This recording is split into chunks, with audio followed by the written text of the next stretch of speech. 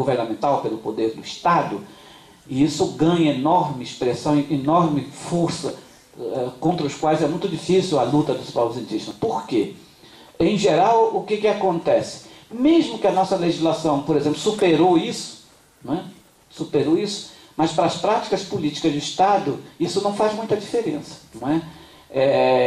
Sempre se tenta diminuir a originalidade indígena, a primitividade indígena, nesse conceito que eu estou falando, para exatamente diminuir os direitos, para fragilizar a argumentação em defesa dos direitos indígenas. Isso é lógico que no passado recente era mais forte, tem diminuído muito, mas ainda isso é muito presente. Essa lógica de que, olha, não esses daqui são mais índios do que esses. Então, esses mais índios têm mais direito, esses menos índios têm menos direito. Ou esses que já não têm nem característica, já não deveriam ter mais direito. Direito específico, né? Deveriam ter o direito da cidadania genérica. Então, isso em política pública ainda é muito forte. E isso, quando você mistura isso com diversidade de opinião, de pensamento, de contexto cultural, histórico, fica ainda mais complicado, né? Quer dizer, eu trabalho, acompanho há anos no ambiente da política governamental. Quando você começa a discutir boa política, lá na frente, com certeza algum superior lá vai dizer: nossa, mas esses índios são muito complicados, não é? Olha, e como são complicados, não dá para resolver esse negócio, não. Espera que eles resolvam isso primeiro. Mas não vão resolver nunca, não é?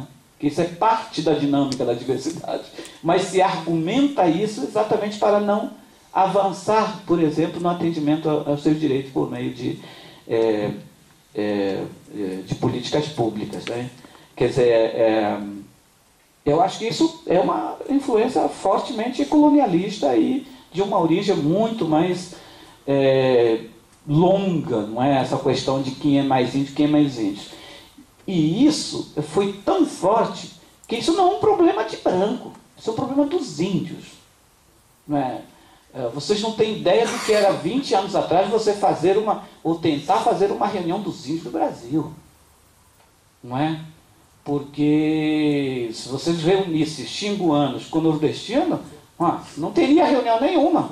Porque os xinguanos jamais iriam considerar os índios nordestinos como índios.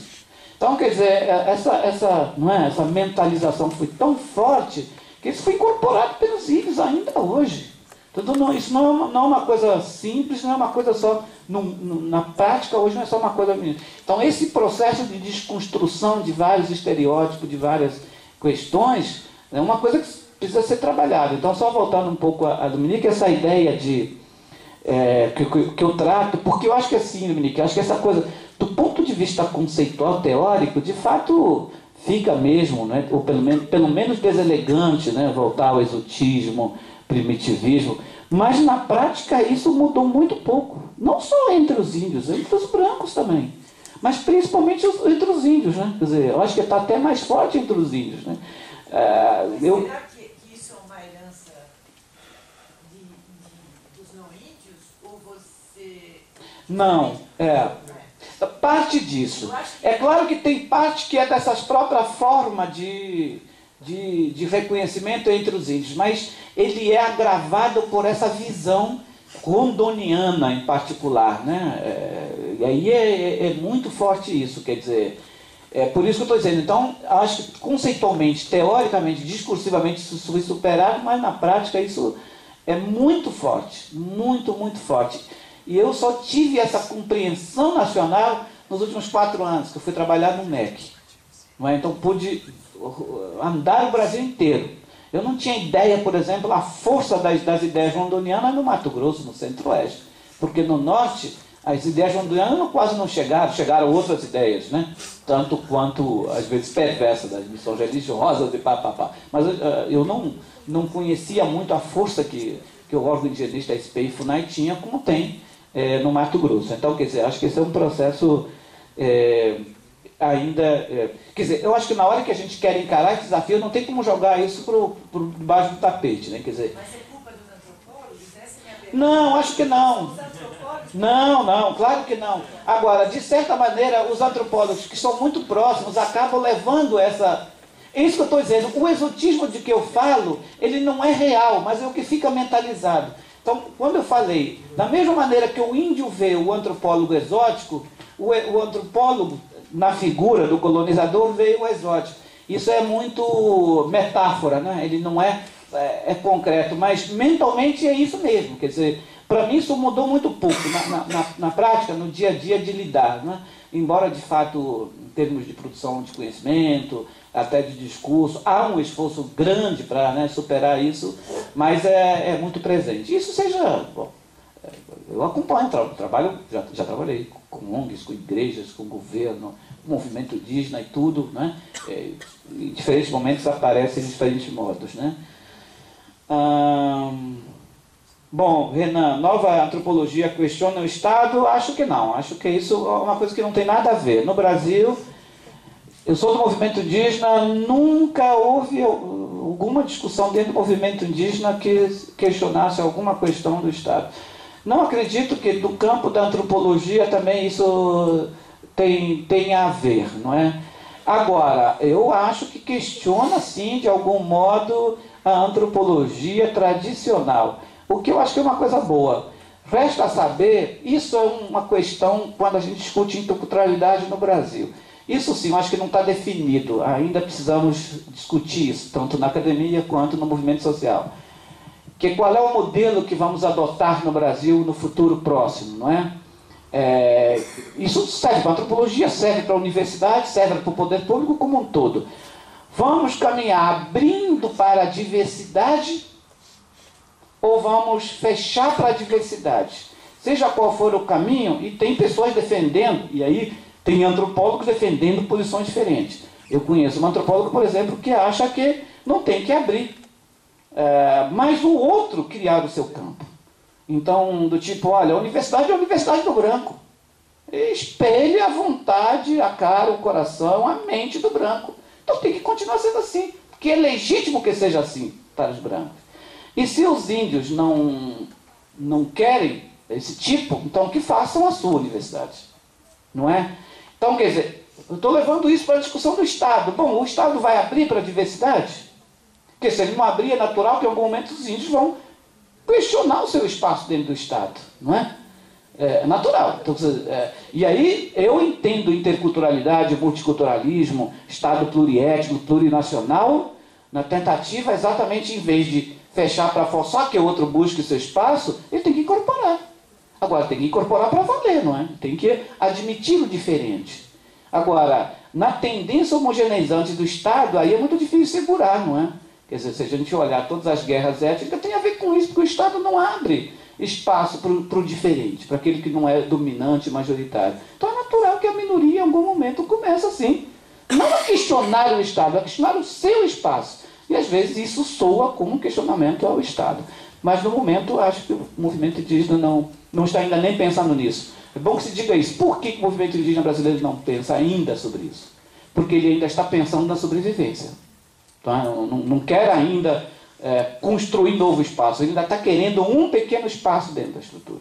Já conquistou, né, um pouquinho, mas ainda está nessa fase de luta pela sobrevivência. Mas em algum momento vamos ter que encarar isso, né? Modos de pesquisa indígena com indígena. E eu acho que tem sim algumas possibilidades. Uma delas, principalmente, eu falei um pouco, né? Eu acho que a autoetnografia é uma coisa importante, onde a autoridade não é um número de entrevistados que você faz, mas o próprio pesquisador como autor, como autoridade daquele assunto, né? A segunda possibilidade que vai ter que aliar isso é a coletividade, quer dizer, trabalhar isso com o coletivo. Eu fiz isso principalmente no meu mestrado, quer dizer, em vez de fazer entrevista, construía as ideias, os argumentos, os dados coletivamente. Isso não é entrevista, né? Você vai construindo isso, reuniões, conversas, isso, mas não formalmente gravando, anotando em papel, né? Que é isso que incomoda o povo indígena, né? Que é bem compreensível.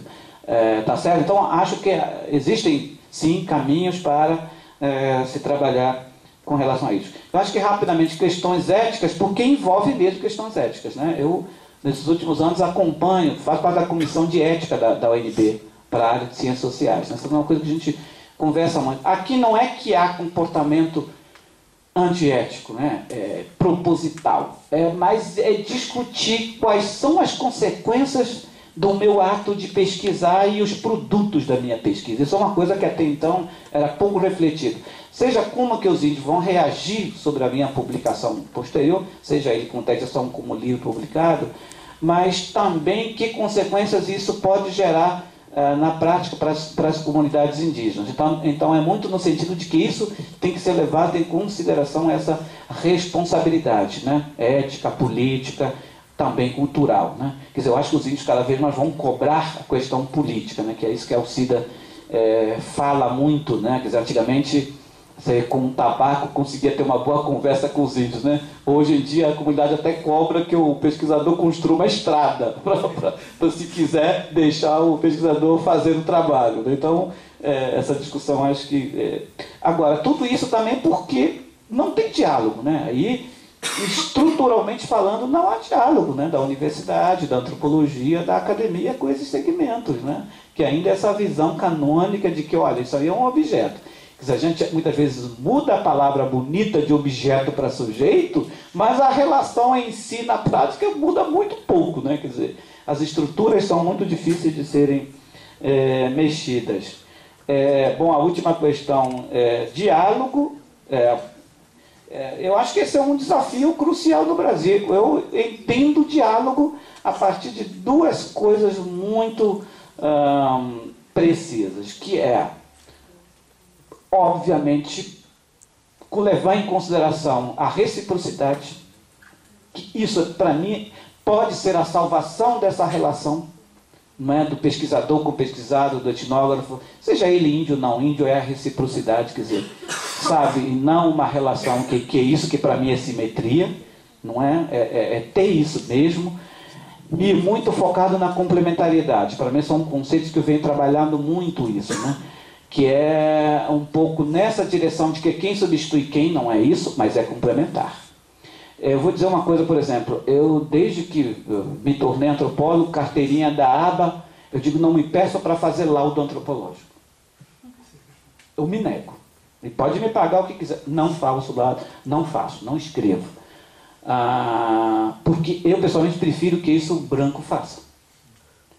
Sei lá, eu acho que é um pouquinho uma postura um pouco radical de que um branco terá talvez maior imparcialidade. Entende? Quer dizer, principalmente se tivesse que fazer um laudo tratando de Baniwa, não é? Imagina. Então, quer dizer, mas aí para radicalizar eu não faço nem Baniwa nem para os outros. O que eu estou dizendo, inclusive para dizer isso, que apenas para demonstrar que continuará assim um espaço seguro para os antropólogos não índios. Pode ser aqui meio que metafórico, mas tem sentido, e eu defendo muito claramente isso, né? Assim como quando quem discute universidade diz, não, a universidade pode ser uma experiência própria dos índios, mas nunca vamos abrir mão de também estar na universidade do branco, na universidade como tal. Não é mesmo que a gente possa construir nossas escolas, nossas universidades, e de uma maneira aceitar chinês, japonês, branco, quer dizer, eu acho que esse processo tem que gerar. Bom, com relação a missões religiosas, eu acho que esse é um problema. Mas esse é um problema que está no meio de outros. A grande questão é que nessa incorporação, nessa apropriação do mundo branco, os índios incorporam tudo, né? Muitas coisas boas e muitas coisas não tão boas.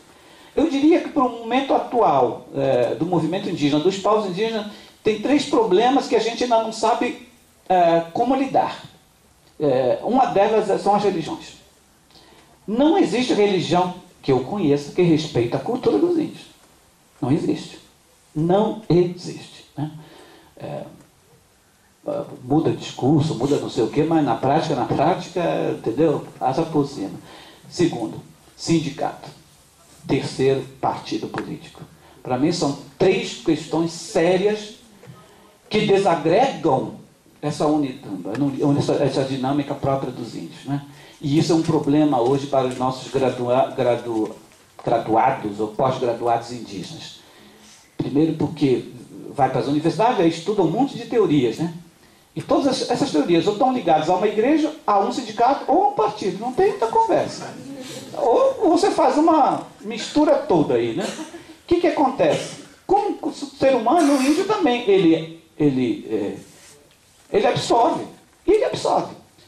E quando não é bem absorvido, porque não é bem compreendido, isso gera um problema. Porque quer voltar para a sua aldeia, quer aplicar a receita de Marx, né? E aí? Vai caber lá no meio? É um problema, não é? Então, o menino que saía muito legal, não, agora ele volta partidarizado. Entende? É um problema. No Rio Negro a gente está vivendo um problema sério. Nos últimos anos a gente conseguiu construir uma aliança política forte, de culturas rivais, seculares, conseguimos eleger prefeito indígena. Ao longo do tempo os intelectuais indígenas foram tomando conta desse poder municipal, agora ninguém se entende mais nada. Por que isso? Porque um é marxista, outro é trotskista, outro é leninista, outro é budista, e aí vai, não é? Como é que fica? Parece brincadeira, mas não é, né? Não estou aqui brincando, obviamente, né? Mas para dar que tem esses desafios de lá para cá, quer dizer, dos índios para a esfera daqui. Como lidar com isso é objeto da nossa reflexão, e eu tenho conversado muito isso, não estou falando para vocês, escrevo sobre isso, discuto isso com os parentes indígenas, a gente espera nos próximos anos como lidar com isso. E talvez de todos esses, o mais difícil de conversar, porque dizem que espírito conversa só à noite, não dá para conversar com as religiões, né? É muito mais difícil. Obrigado. Bom, queria agradecer a oportunidade do nosso aqui coordenador, do Renato, por essa oportunidade. Obrigado.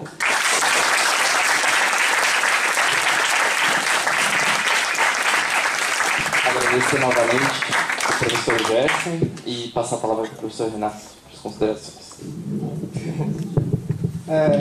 Vou ver aqui se eu consigo lembrar das perguntas, mas a primeira era se é possível ou não entender uma outra cultura, era mais ou menos...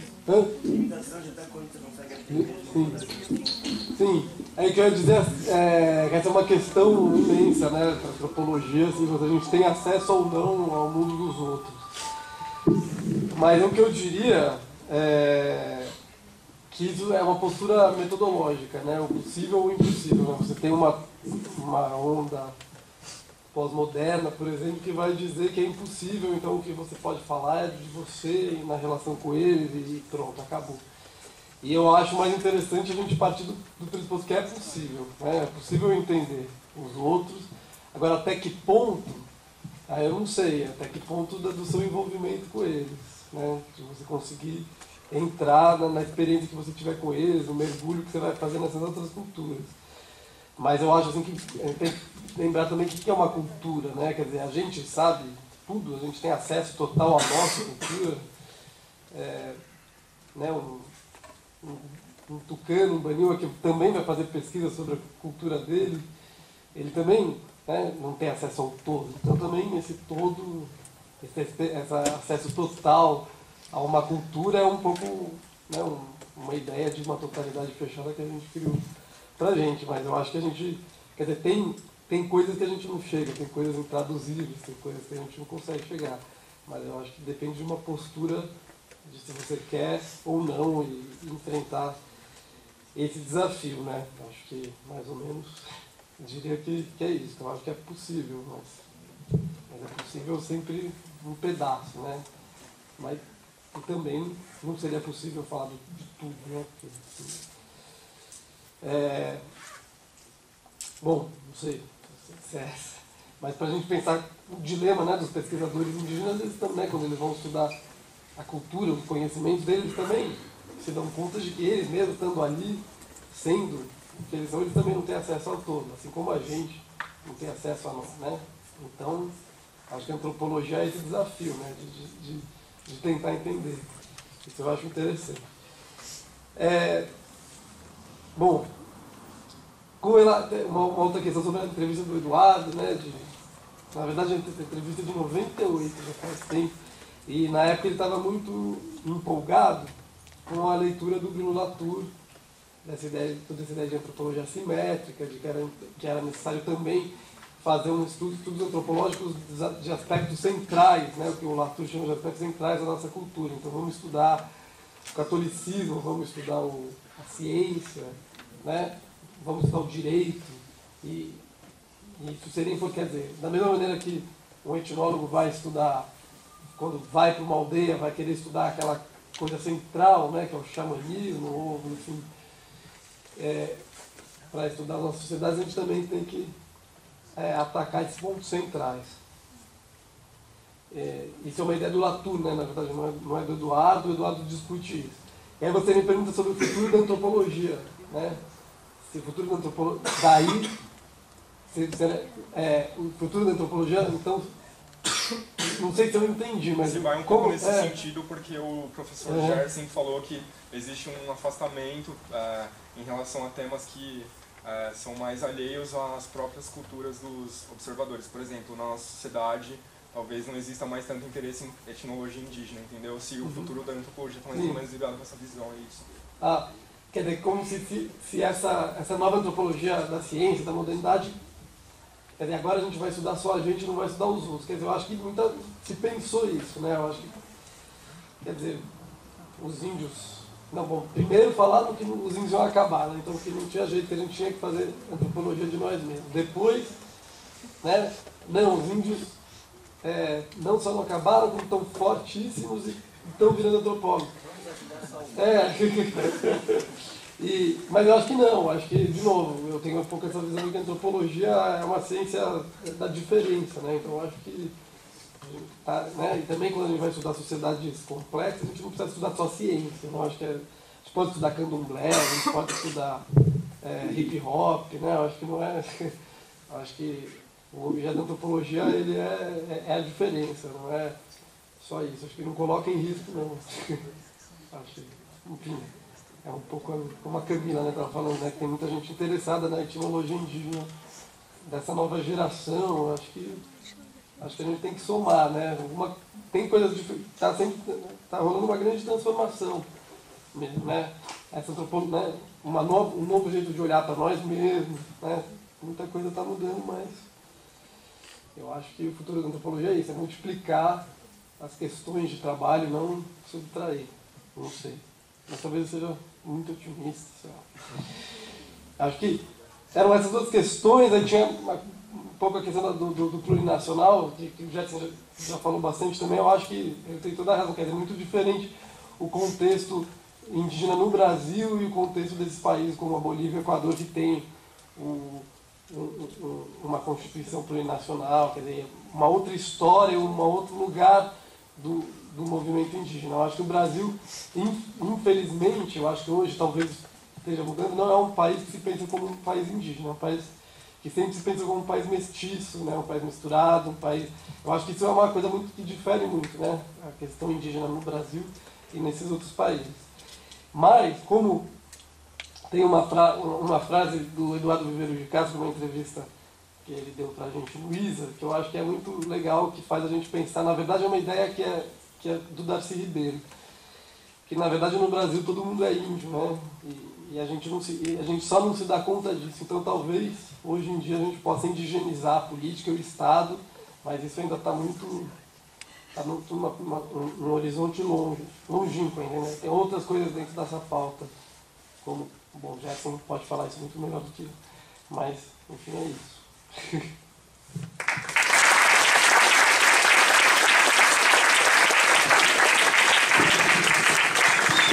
Agradeço novamente ao professor Renato. Antes de dar o encerramento, agradecer a presença de todos, lembrar que a realização da Semana das Ciências Sociais tem o apoio da revista Le Monde Diplomatique, da Boitempo Editorial, revista Cult e revista Caros Amigos. Agradecer também os departamentos, as respectivas chefias de Sociologia, Política e Antropologia e aos funcionários pelo auxílio que foi prestado a todos nós. E também um agradecimento especial para a Reitoria de Cultura e Extensão pelo apoio institucional. Agora, então, sorteio do livro que está ali. Todo mundo está com o número do sorteio? Alguém está assim? Tem gente sem número.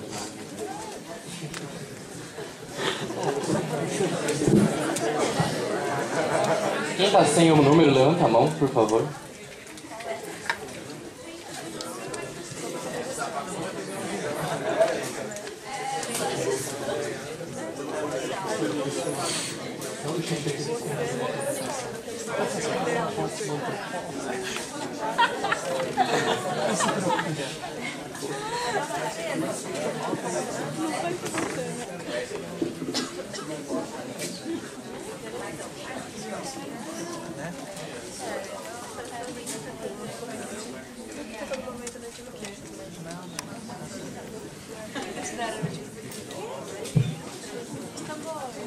Mas rolou depois que eu saí às 7 da noite.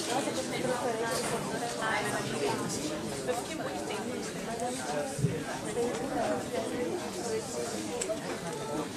Bom, agora acho que todos estão com os números. Lista de presentes? Não posso. Ah. Alguém acabou de deixar a lista ali, não?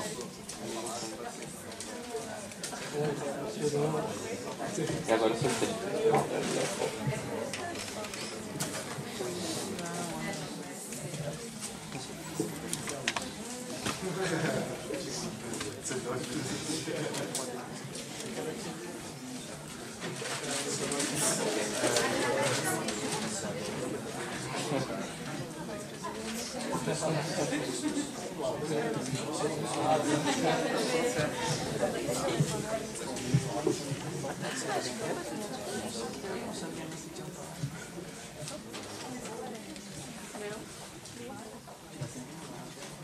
Não vou fazer suspense, não, que é sacanagem, né? 221, qual que é o número? Ali? Então, gente, agradeço.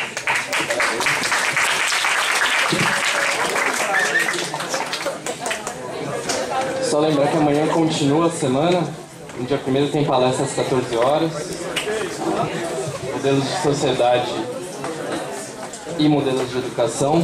Rede Jacer Araújo, da EM, Escola Nacional Florestan Perano, Rede Emancipa, Médicos do Brasil, formatura. Não, então, a questão é justamente, desde o ano passado, a gente observa as mesas e tal, mas... Quem não assinou a lista, ela tá aqui no canto esquerdo, com a Juliana, ali onde tem uma musiquinha logo na entrada. Mas assim... Alguém esqueceu uma jaqueta de couro, gente.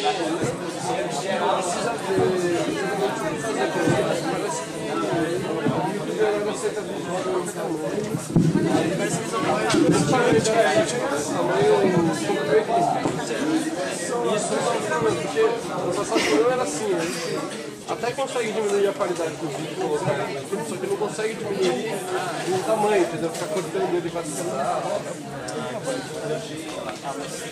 Mas depois quando você encontrar, pergunta. Sim, daremos início à conferência A Antropologia Feita pelos Próprios Sujeitos. E é com grande prazer que eu dou as boas-vindas aos nossos conferencistas. À minha esquerda, Gerson Baniwa, índio Baniwa, graduado em Filosofia pela Universidade Federal do Amazonas e mestre em Antropologia Social pela Universidade de Brasília. Atualmente é doutorando em Antropologia Social pela Universidade de Brasília. Tem experiência na área de educação, gestão de projetos, desenvolvimento institucional, com ênfase em política educacional, atuando principalmente nos seguintes temas: educação indígena, política indigenista, movimento indígena, desenvolvimento sustentável e povos indígenas. E como debatedor, vamos ter a presença do professor Renato Stuchmann, professor do Departamento de Antropologia da Universidade de São Paulo. É mestre e doutor em Antropologia Social pela USP, área de Etnologia Indígena. Pesquisador do Centro de Estudos Ameríndios e do Laboratório de Imagem e Som em Antropologia, o LISA. Foi um dos fundadores e coeditou entre 1997 e 2007 a revista Sexta-feira. Suas áreas de atuação são etnologia e história indígena, com foco no problema das cosmopolíticas ameríndias, teoria antropológica e antropologia e cinema.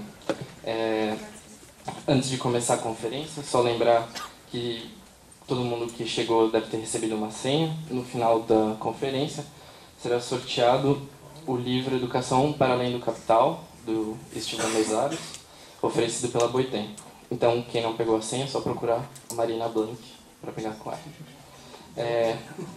Então, vou começar passando a palavra para o professor Gerson. Professor.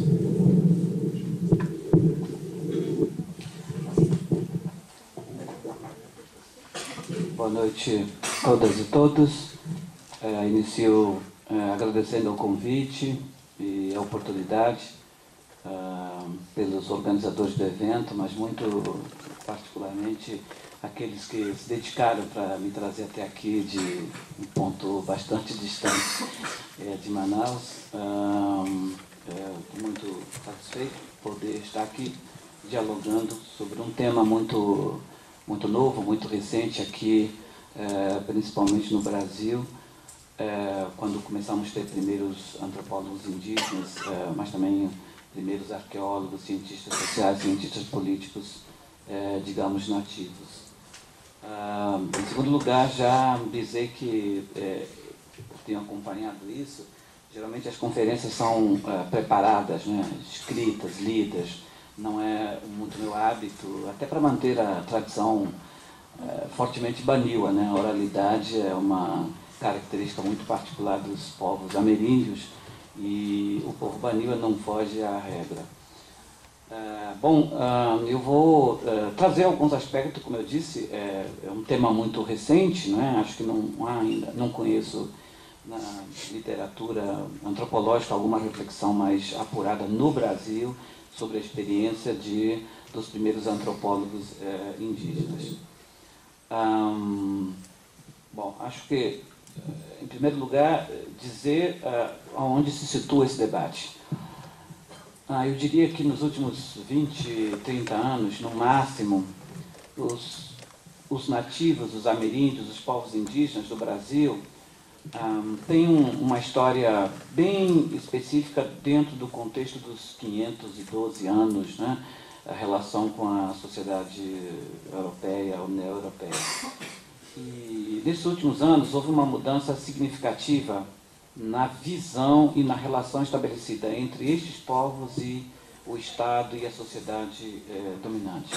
Muito particularmente com relação à universidade e à escola. Né? Eu acho que para a gente entender um pouco o papel e a posição, de certa maneira, dos primeiros intelectuais indígenas, particularmente dos antropólogos ou etnógrafos indígenas, se insere um pouco nesse contexto que na última década, houve uma tomada de decisão, acho que bastante consciente, dos povos indígenas, obviamente por meio de seus representantes, suas organizações, comunidades, lideranças, de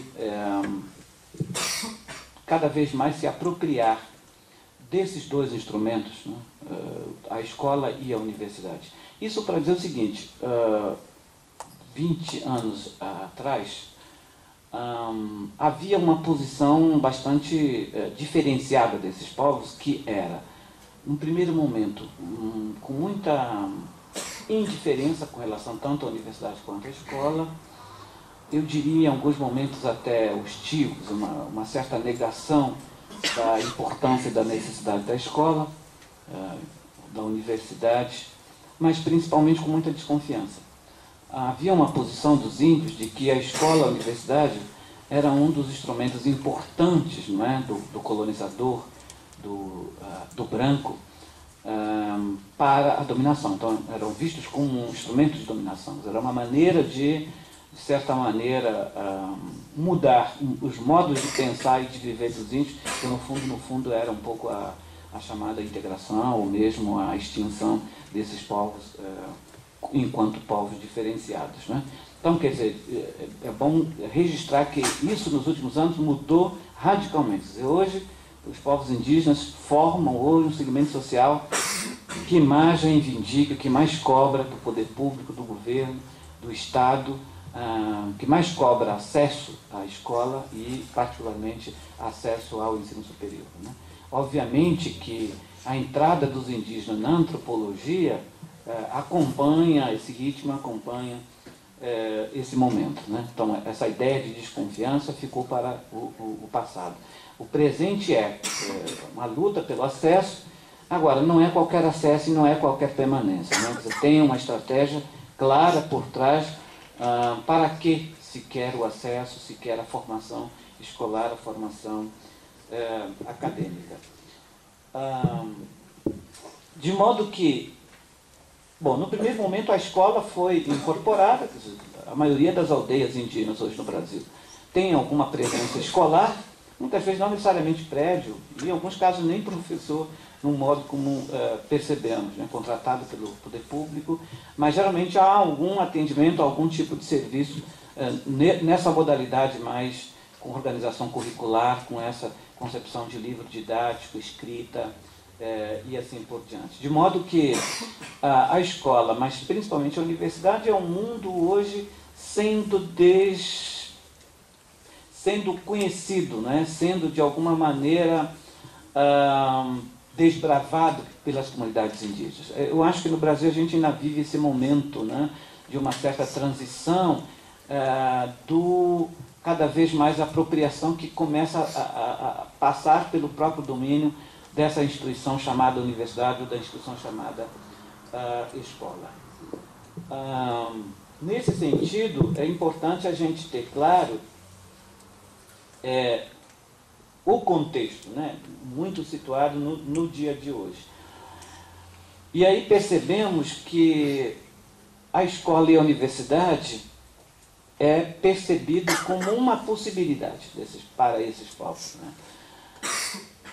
Eu diria em dois sentidos que a gente nunca pode isolar. Eu digo isso porque eu tenho professores e colegas antropólogos na Universidade de Brasília, e em alguns debates fazem um pouco a reflexão no sentido de que os povos indígenas trazem uma novidade para a academia, e aí ela falava especificamente para a antropologia, que era muito no sentido de um foco muito maior, digamos, na perspectiva política do que acadêmica, o que, na minha opinião, não é verdade, né? Quer dizer, eu acho que isso é um erro, né, de análise.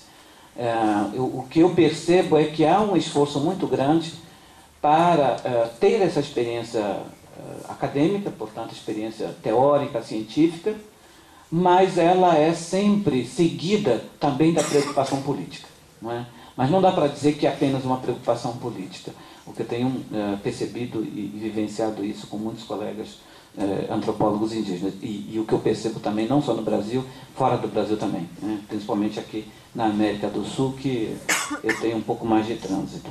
Mas é possível afirmar isso, quer dizer, talvez diferentemente da maioria dos antropólogos, pelo menos que eu conheço, no Brasil, muitas vezes centrado muito nessa perspectiva, nesse contexto mais acadêmico, ou academicista em alguns casos, os primeiros antropólogos indígenas, eles conseguem articular muito bem essas duas perspectivas, né? O interesse acadêmico e obviamente, também associado à perspectiva política, né? O que tratarei a seguir.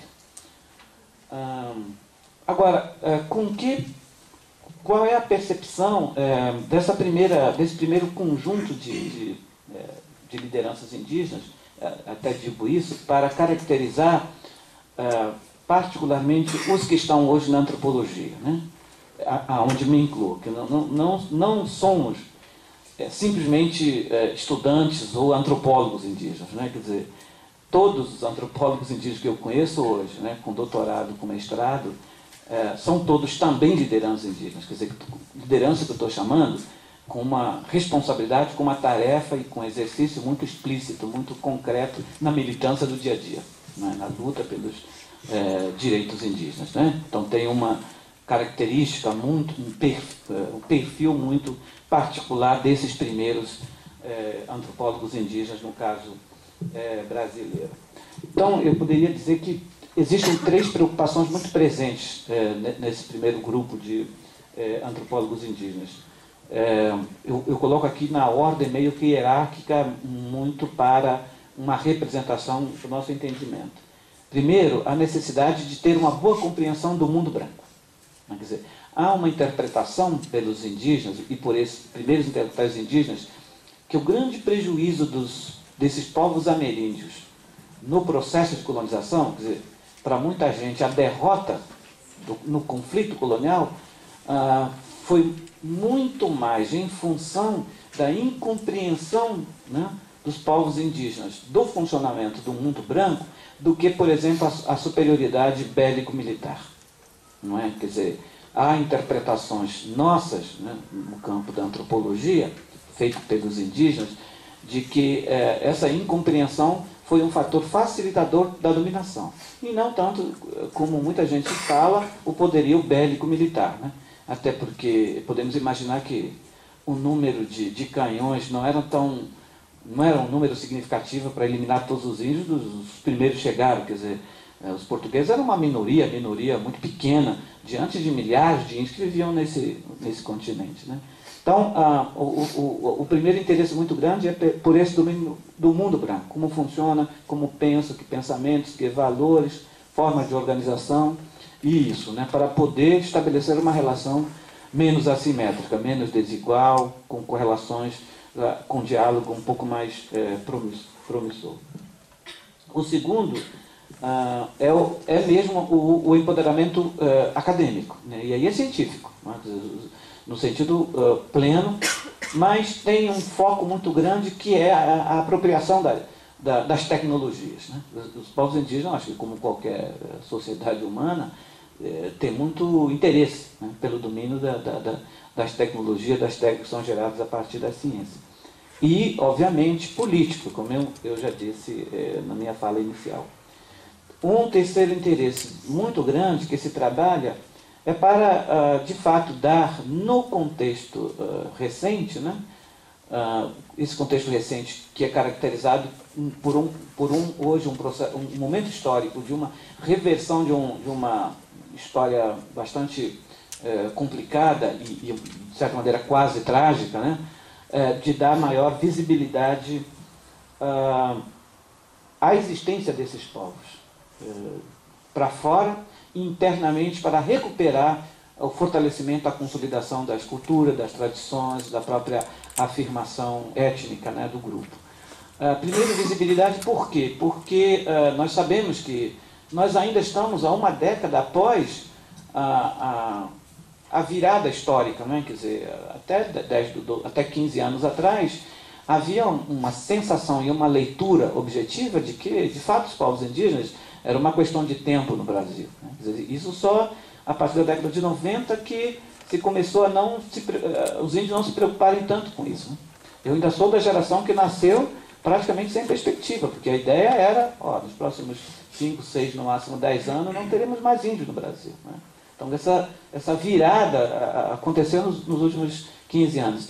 E esse papel é importante na academia para dar visibilidade, né? Então, esses povos estão aí. Muita gente acha que índio é do passado, que já acabou há uns 10, 15 anos atrás. Não, né? Quer dizer, hoje há um crescimento significativo. Então, acho que isso é importante destacar. Agora, tem outro aspecto importante dizer que no Brasil, sem dúvida nenhuma, isso é diferente de outros países. A antropologia foi extremamente importante para esse processo dessa guinada histórica, dessa virada histórica, né? Eu diria que sem um forte papel da antropologia, obviamente, dos antropólogos, teria sido talvez muito mais difícil acelerar esse processo de retomada, né, da perspectiva histórica dos povos indígenas, da continuidade histórica dos povos indígenas. Tem muitos autores que falam isso, né? A atuação da antropologia no Brasil se confunde com o indigenismo, com aquele processo de luta pelo reconhecimento, de certa maneira, até pela sobrevivência, né, dos povos indígenas, fortemente registrado nos anos 1970, 1980, principalmente. De modo que é importante que isso seja bem compreendido, não é? Porque eu acho que isso tem a ver hoje com a relação, então, dos antropólogos não indígenas com os antropólogos indígenas. De certa maneira, portanto, os antropólogos indígenas hoje têm um papel fundamental para estabelecer esse diálogo com os antropólogos não indígenas, o que não é tão simples. Porque também nos últimos anos, a relação dos indígenas com, principalmente os etnógrafos, tem conturbado, né? Pelo processo mesmo de autonomização cada vez maior das lideranças, das comunidades e dos povos indígenas.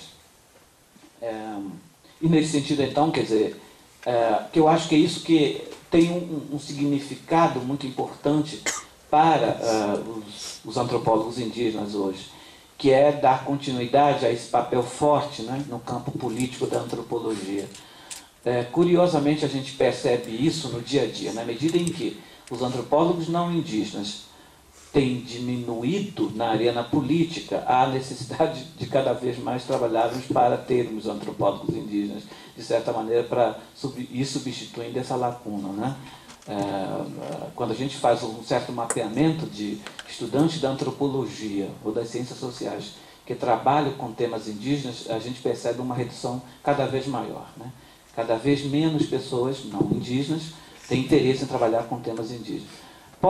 Isso pode ser até resultado de um novo tempo em que, como a professora Alcida lá na Universidade sempre fala, pela experiência que ela tem, de cada vez mais, né, estudantes da antropologia, da sociologia, mas também de outras áreas, arqueologia, história, trabalharem com povos indígenas, né? Os famosos trabalhos de campo, que no passado recente eram bem ricos, interessantes, muitas vezes hoje se tornam cada vez mais complexos e difíceis. Bom, mas tudo isso que eu falei até agora é uma antropologia feita pelos não índios, né? Trabalhando com povos indígenas.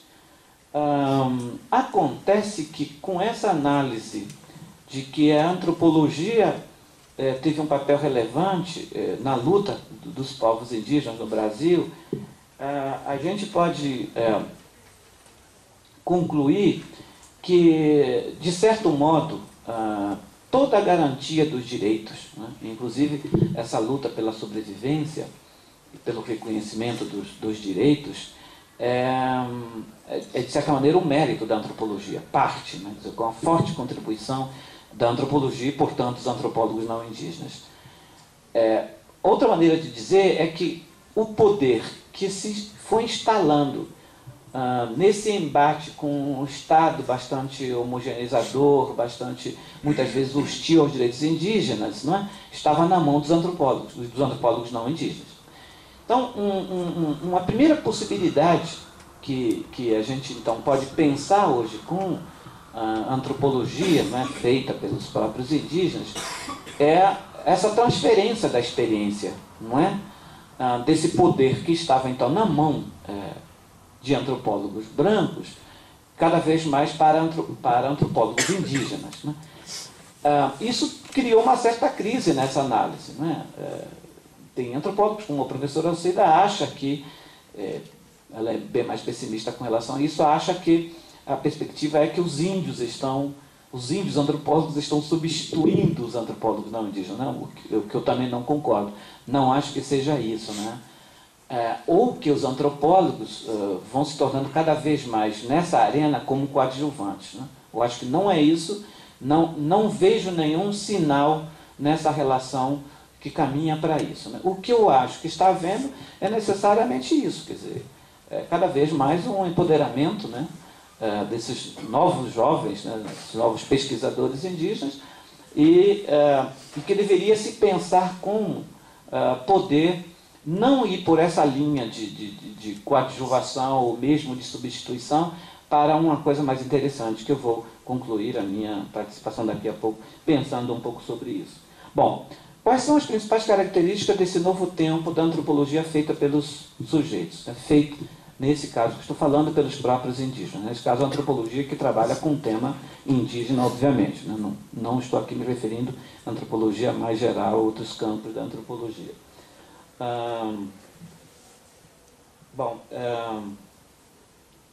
Primeiro, eu acho que continua esse perfil, não é, de uma antropologia bastante focada nos dois campos, no campo propriamente acadêmico, científico, teórico, e no campo político.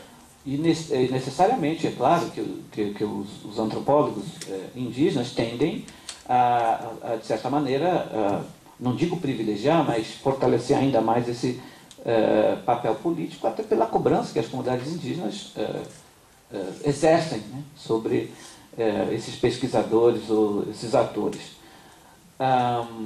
Agora, o que eu acho que muda, e a gente precisa, nos próximos anos, avaliar, estudar e aprofundar melhor, é aí a relação dos sujeitos indígenas, propriamente ditas, as comunidades, os povos, na relação com a antropologia e na relação com os pesquisadores.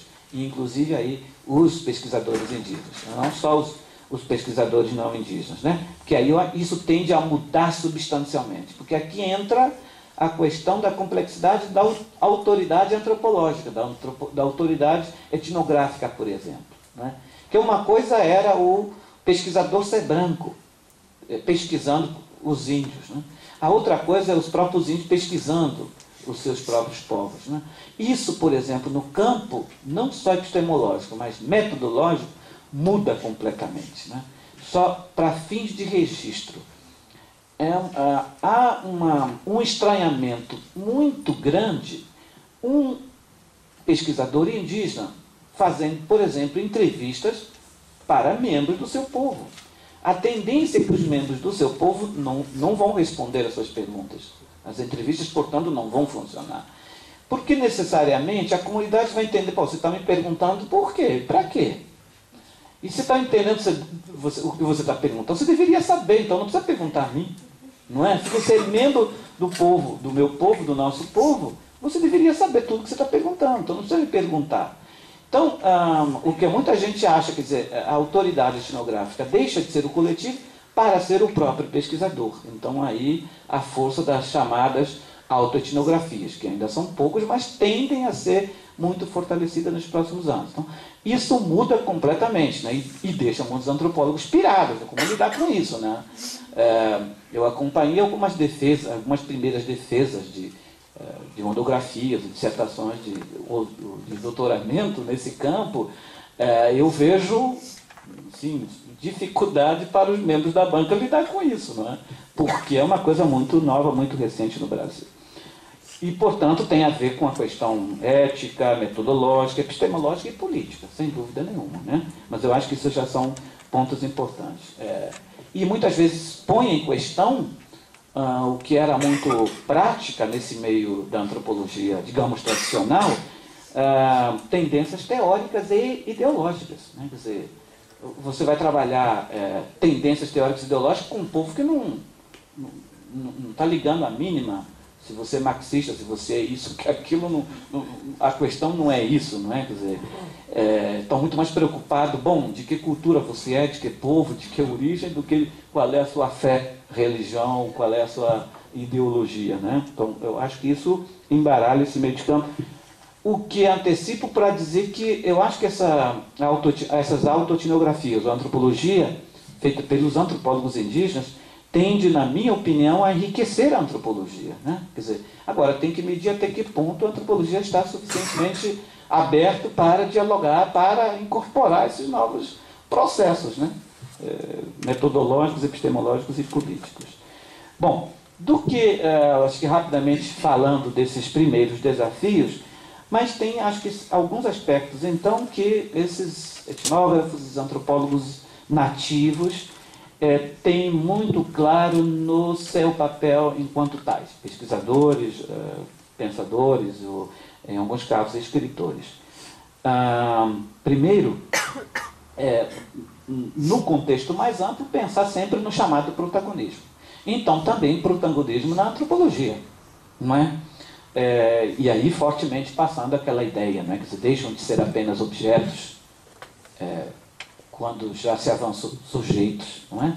Mas para serem mesmo atores importantes, protagonistas dos processos de construção do conhecimento, transmissão de conhecimento, e assim por diante. No fundo, portanto, nessa vertente mais política, há uma responsabilidade muito grande passada para essa nova juventude, de certa maneira, para avançar nessa perspectiva de maior agencialidade e autonomia indígena, né? Autonomia de forma mais concreta, e aí a contribuição aqui específica no campo, obviamente, intelectual e político. Há uma coisa muito recente que eu venho discutindo com alguns colegas antropólogos indígenas e não indígenas, principalmente na UNB, de muitos antropólogos, por exemplo. Eu sou muito do campo da educação, passei a minha vida inteira trabalhando com a educação. Na educação, nos últimos 20 anos, a gente só fala de interculturalidade, né? Eu nunca ouvi... antropólogos que trabalham com a educação falam da interculturalidade na educação, mas quando tratam da antropologia, não falam da interculturalidade, né? Então, eu acho que é importante pensar também essa questão da interculturalidade no campo da antropologia, quer dizer, no próprio processo do fazer antropológico. Porque eu acho que isso pode ajudar a superar algumas questões históricas da própria antropologia, como, por exemplo, o estranhamento, que cada vez mais se fortalece entre os pesquisadores e os pesquisados indígenas, não é? Eu acho que o exotismo das partes, quer dizer, a antropologia como parte, né, da sociedade ocidental, que é muito exotiza a realidade indígena, a antropologia faz o mesmo papel. E no processo, não é, que de alguma maneira acontece, o público indígena, não é, os sujeitos indígenas também acabam exotizando a antropologia, ou o antropólogo, não é? Isso acaba criando uma figura exótica. Para os índios, geralmente, o antropólogo é aquele com barba, né, que vai para a aldeia, que amarra sua rede, que toma banho muito pouco, que sempre tem as coisas espalhadas por aí. E para o antropólogo, os índios é aquele nativo, primitivo. Né? Então, quer dizer, as partes se exotizam.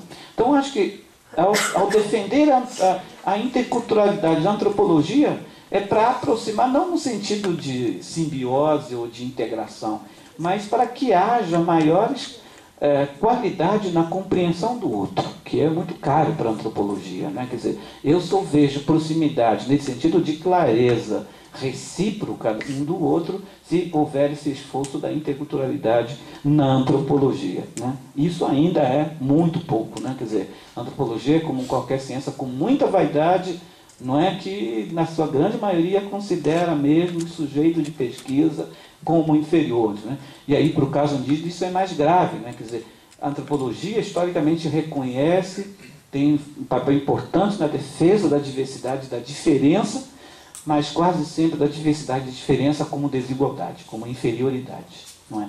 Então, eu acho que isso é uma coisa que precisa ser trabalhada. A outra possibilidade é a redução da dependência da antropologia dos brancos, né, nesse campo de dar visibilidade às questões indígenas. Não é? É isso que fortaleceu muito na política pública no Brasil a tutela. A tutela no sentido positivo. Não vejo maldade na tutela, que ela foi necessária. Porque a antropologia, os antropólogos exerciam com qualidade esse papel, né, de compreender os índios, transmitir, demonstrar isso para os não índios, e isso foi importante na defesa. Agora, cada vez mais isso tem que ser diminuído, né, para que cada vez mais os próprios então, sujeitos possam ter essa autonomia, essa visibilidade. E com isso, reduzir fortemente nos próximos anos um certo sentimento na antropologia, então dos antropólogos, o sentimento de certas culpas, nem sempre explícitas, né? Nem sempre tácitas, mas implícitas. Né? Quer dizer, eu estou falando isso de quem convive há décadas com antropólogos de todas as correntes, vai desde antropólogos missionários a antropólogos militantes e acadêmicos, não é? Que é um pouco isso, que é essa contradição que a antropologia e os antropólogos vivem, né? Bom, na medida em que a gente estuda, a gente acaba revelando a realidade indígena para os não índios. O que a gente consegue revelar, seja para o bem, para o mal, isso é sempre uma questão, né? Quer dizer, ao revelarmos, ao demonstrarmos ou ao defendermos, estamos, na verdade, fazendo o quê? Quer dizer, aquela ideia de ou mantém o índio isolado ou tenta aproximar. Não é? Quer dizer, de um jeito ou de outro, isso depois, bom, será que eu fiz a coisa certa? Não é? Quer dizer, eu fui lá, pesquisei, escrevi, publiquei um livro, bom, agora o mundo inteiro está conhecendo, quer dizer, isso ajuda ou atrapalha? Não é? Então, acho que isso, com esse diálogo que estou chamando intercultural, na antropologia pode ajudar. Não é? Isso também, porque eu acho que para o mundo de hoje é fundamental o reconhecimento da contemporaneidade dos índios. Quer dizer, tratar o índio como é hoje. Né? Quer dizer, não dá para pensar o índio há 30, 40, muito menos há 500 anos atrás. Né? E isso, a antropologia, na sua grande maioria, tem muita dificuldade de acompanhar isso. Né?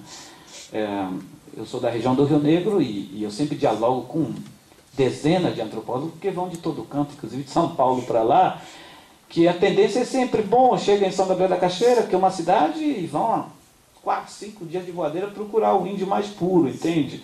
E nunca trabalham os índios que estão lá ao redor da cidade.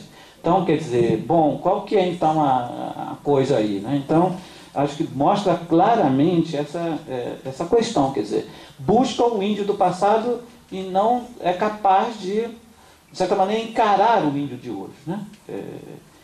Que, inclusive, é isso que eles buscam lá, 5 dias, são de hoje, não são mais os de 30, 100 anos atrás. Então, acho que é isso, toda essa relação com a nova antropologia, de certa maneira, encarada pelos próprios indígenas, pode ajudar, né?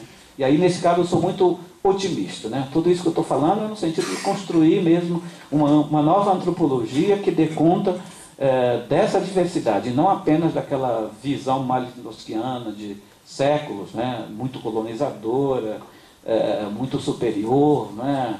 Eu acho que no Brasil a gente foi muito influenciado por Darcy Ribeiro, com toda a boa intenção dele, mas a antropologia dele foi totalmente inferiorizando os índios, né? Inclusive categorizando, olha, esse é mais índio, menos índio, isso aqui não tem quase nada de índio, quer dizer, né? Eu acho que isso ainda é muito forte na nossa mente, né? Bom, por fim, no campo mesmo, então, específico da pesquisa com as comunidades indígenas, tem, como eu já disse aqui, enormes desafios para esses antropólogos, esses primeiros antropólogos indígenas. Primeiro, um pouco já falei desse estranhamento com a sua própria comunidade. Mas há alguns outros aspectos que são extremamente importantes, né? Quer dizer, um trabalho para dentro da sua comunidade, que já é muito complexo, e eu acho que esse estranhamento mostra um pouco o desafio que estaremos enfrentando nos próximos anos, até ver que perspectiva essa relação deve ser tomada, porque é importante, como eu já disse, destacar que como esses povos são povos coletivos, que é muito diferente do mundo não indígena, que o antropólogo não indígena vive, nós somos muito dependentes orgânicos das nossas comunidades, não é? Então, o antropólogo indígena, o etnógrafo indígena, ele, no ato do exercício da sua tarefa, ele é duplamente observado, ele é duplamente avaliado criticamente, né? Primeiro, o peso do monitoramento da academia. Isso, pelo menos até agora, que eu saiba, não acontece, né? Eu sei porque eu sei o que eu vivi com os meus orientadores, não é? Então há uma vigilância forte, e aí não é uma questão de avaliação negativa, mas existe isso. Mas para esses indígenas na antropologia, não é tanto a academia o problema. O que mais preocupa não é essa observação da academia, a observação, é o acompanhamento da sua comunidade. Quer dizer, você fica imaginando que um antropólogo branco faz uma pesquisa, produz um livro, ele devolve para a comunidade, pesquisar, a comunidade vai ler, vai olhar, escreveu besteira aqui, mas não vai fazer nada não, deixa para lá. Porque ele sabe que, obviamente, o outro jamais iria poder compreender tão bem, não é, o que está escrevendo sobre si, sobre a comunidade. Agora, imagina isso se um antropólogo indígena, um pesquisador indígena escrever. E se escrever alguma coisa que a comunidade não gostar, não é? Isso, em alguns contextos, pode ser um problema grave, né? Pode ser um problema muito sério, tá certo? Dentro da tradição, isso pode ser um negócio complicado. Então, isso cria uma relação, muitas vezes, muito difícil do pesquisador indígena com a sua própria comunidade.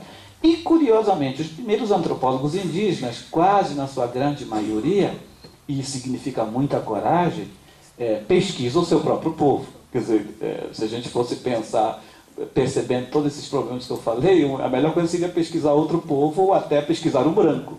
Né? Mas até agora não conheço nenhum antropólogo que tenha se aventurado, arriscado a pesquisar algo sobre os não índios, particularmente sobre os brancos. Eu espero que nos próximos anos a gente tenha isso. Bom, de todo modo, eu acho que então, só agora já concluindo, não sei se a gente vai ter tempo depois por diálogo, a gente pode conversar mais sobre isso, mas dizer um pouco da minha fala é muito mais aqui como um testemunho, né, do que a gente vem vivendo nesse campo da antropologia. Primeiro dizer da importância, né, que tem sido a antropologia. eu sou uma dessas pessoas que escolhi por vontade própria seguir o caminho da antropologia, pela sua importância política, acadêmica, juntar exatamente nessa perspectiva minha acadêmica de pensar, de discutir isso, mas também do empoderamento político, né? Posso dizer o quanto isso embora complexo, mas eu diria gratificante, né? Para as duas perspectivas. Em segundo lugar, a necessidade de lidar com esses novos tempos. E aí eu tenho proposto, portanto, levar esse debate, né, da interculturalidade para dentro da antropologia, para poder se estabelecer uma relação menos assimétrica possível entre o antropólogo não indígena e o antropólogo indígena, porque senão isso vai ser um fator complicador que vai desestimular ambos os lados. Não é? Então, como eu disse, eu conheço colegas na UNB que estão muito preocupados com essa dificuldade de trabalhar com os índios na atualidade, que eu acho que é muito resultado desse tipo de diálogo não tão ético, não tão aberto, não tão intercultural que acontece. Não é? Quer dizer, eu acho que essa nova geração de antropólogos indígenas pode ajudar a restabelecer em novos termos, em novos tempos, essa relação. E, por fim, eu acho que essa necessidade de lidar com esses novos processos, né, epistemológicos, metodológicos, que não é simples e que precisa estar aberto para isso. Né? Agora, a gente costuma dizer, não só na antropologia, mas em como todas as áreas, a partir do momento que houve essa conquista do espaço dentro da universidade, a gente também não vai largar tão de graça. Né? Então, a gente ainda vai dar muito trabalho para a antropologia. Obrigado.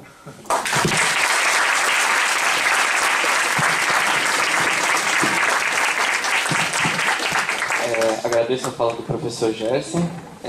Agora eu vou passar para a fala do professor Renato. E só lembrando que, se houver tempo, mas depois da fala do professor, a gente vai abrir para algumas intervenções de quem quiser falar alguma coisa, perguntar. Professor, pode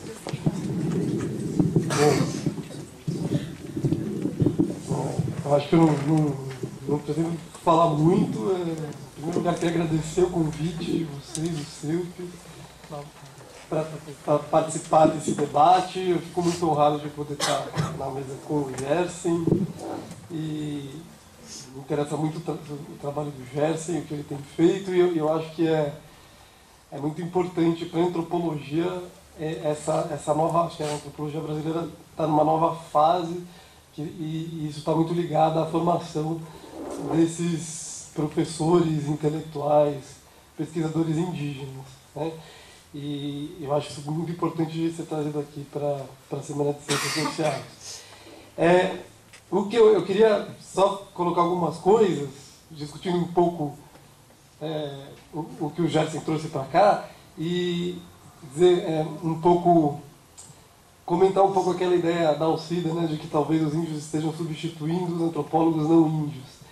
Eu não sei, eu acho que na verdade não. Eu acho que está acontecendo, uma transformação na antropologia brasileira. Eu não sei se tem menor interesse dos estudantes não indígenas pelas questões indígenas, eu acho que ainda tem, mas eu acho que de fato está acontecendo uma transformação. E eu acho que essa transformação é muito saudável. Eu acho que esses novos antropólogos estão vindo para contribuir e para complementar e para transformar a antropologia de fato brasileira. E eu acho que eu sou um pouco otimista, apesar de saber que tem questões e problemas também. Então, eu só queria um pouco voltar para algumas ideias. Então, acho que, pelo menos, eu estava pensando assim, tem 3 tipos, talvez, de antropologia que possam aparecer juntas, né, nesse momento de transformação. Não sei se vão ser só 3, mas que me vieram à cabeça agora. Sempre pensando também, né, que assim, acho que uma coisa muito importante que tem na antropologia contemporânea, e isso o Pierre Clastres teria dito em 68, que a antropologia contemporânea teria que ser uma antropologia que não é simplesmente um discurso sobre os outros, um discurso nesse sentido colonialista, para ser um diálogo com os outros. Né? E depois, para além dessa ideia de um diálogo, também muita gente discutiu a antropologia, né? Alguns autores, né, pós-modernos, por exemplo, da antropologia como tradução. Né? O antropólogo ele traduz, ele permite a passagem entre esses dois mundos. Eu acho que tanto essa ideia de diálogo quanto essa ideia de tradução, ela continua se mantendo nessa antropologia que está se transformando agora, essa antropologia brasileira que está se transformando agora.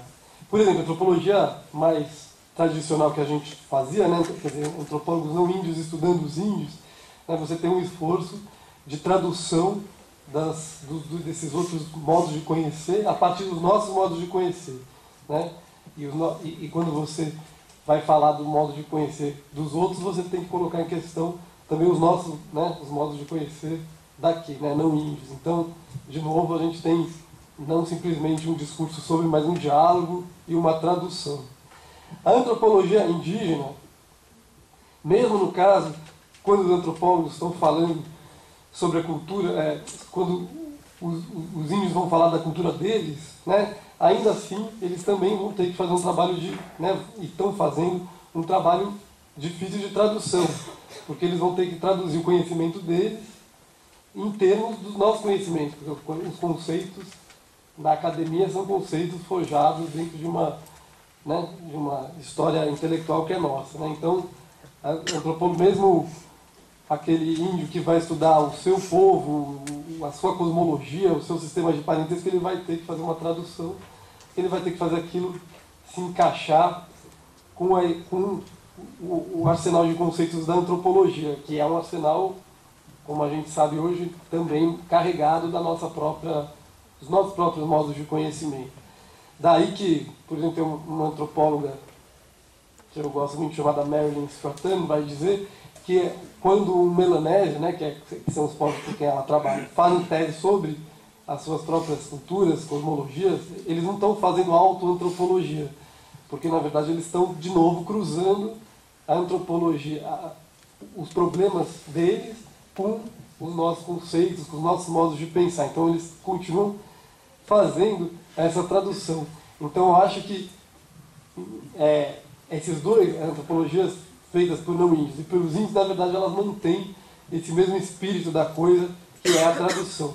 Eu acho que essas duas antropologias cruzadas agora, elas vão colocar novas questões, né, para a antropologia de uma maneira mais ampla, né? Então, quer dizer, quando um índio vai fazer um trabalho sobre a cosmologia dele, ele vai colocar em causa necessariamente alguns conceitos antropológicos, né, e alguns modos de fazer antropologia, e isso provavelmente vai reverberar nas maneiras que os não índios vão fazer também, né? Então, eu acho que isso é importante pensar também, né? Então, quer dizer, mesmo que aquela pessoa vai estudar a própria cultura dela, ela também vai estar, pelo simples fato, né, de estar dialogando com o antropólogo, ela vai estar fazendo essa tradução, né, e ela vai estar repensando coisas importantes para a antropologia.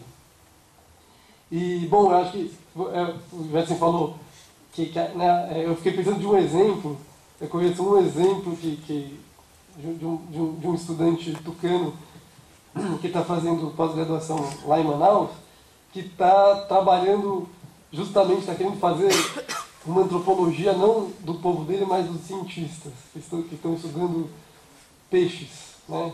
E ele está fazendo pesquisa de campo no INPA. Então, eu acho que até isso também é um outro traço dessa transformação da antropologia, essa transformação saudável da antropologia, que é também a possibilidade de, né, alguém de fora da cultura ocidental, digamos assim, né, falar também sobre uma prática central que é, por exemplo, a ciência, né, a criação de animais, né, classificação de animais.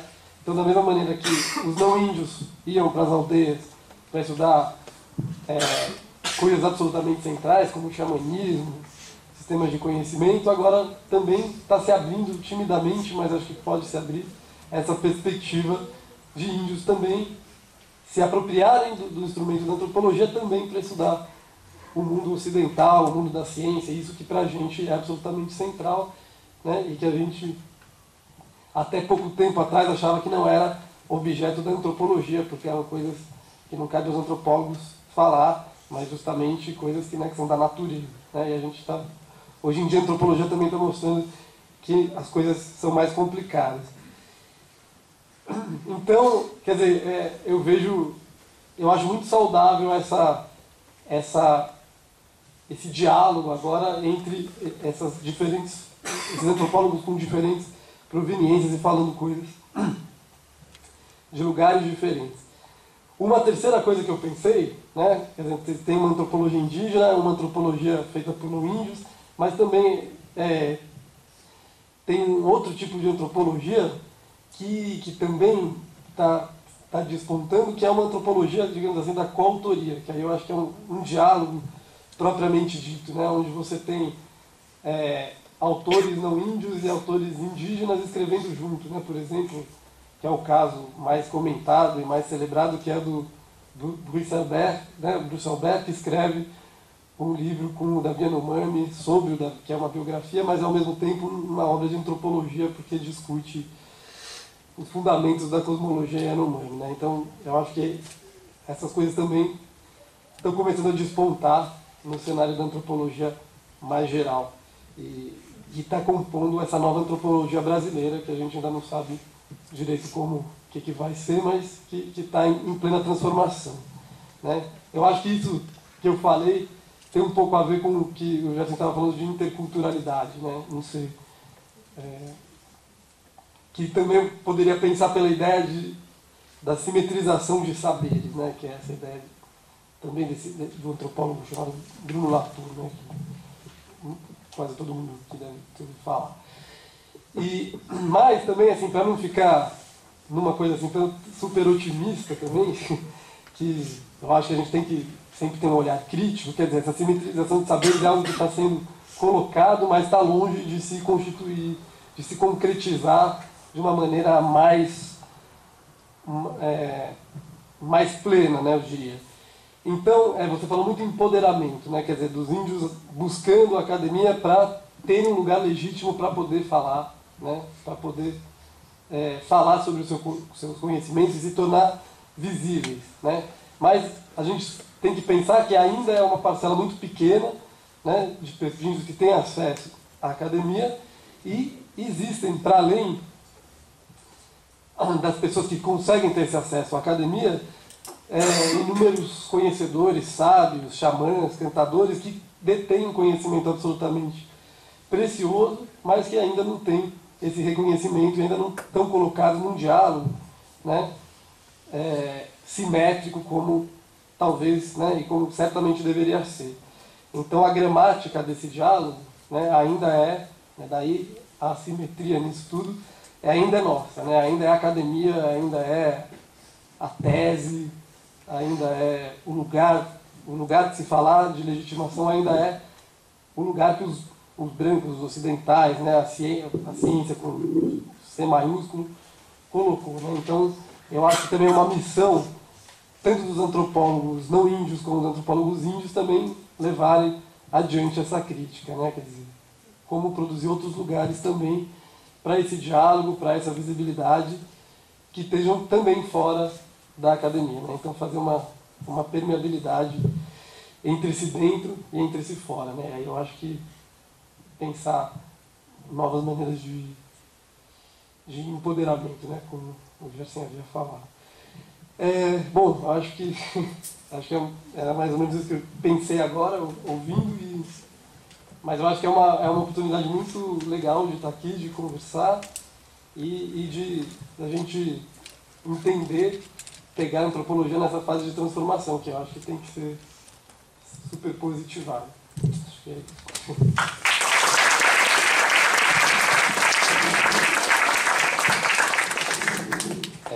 Vamos abrir para intervenções. Então, 3. Começar com.